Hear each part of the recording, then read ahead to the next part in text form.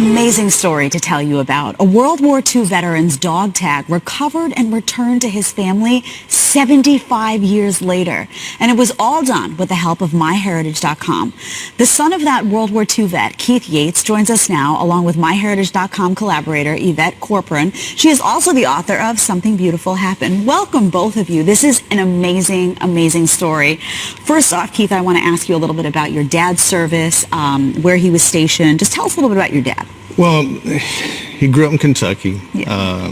Went to, I think he enlisted in a town called Calhoun, Kentucky, which is my hometown now, and was shipped off to Camp Sutton, I think it was, in South Carolina, and went into service. He became part of the 225th Division and was a Tech 5.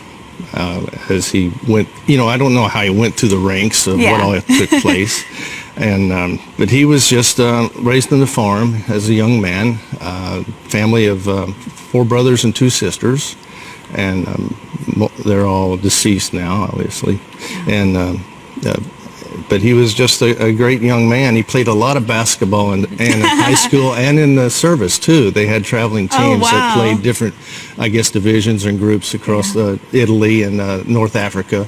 And I found a lot of pictures of that, where they'd play ball and have a great time, because I guess that would be their best relax and to get away from the war and everything else in those dark days of World War II. And how did you come to get this dog tag? This is 75 years later. That's amazing. Well, I was called some time ago by a gentleman from MyHeritage, and I had several calls. I kept ignoring them, I guess being paranoid.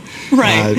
And finally, my wife, Cindy, she came out the door with the phone and said, "You really need to talk to this guy. He's pretty persistent." And so after that, we had a conversation. I said, "No, come on now, this can't be true." That after all this time, to find one small little dog tag in Italy, amazing, is just, first, I thought, well, it's a scam.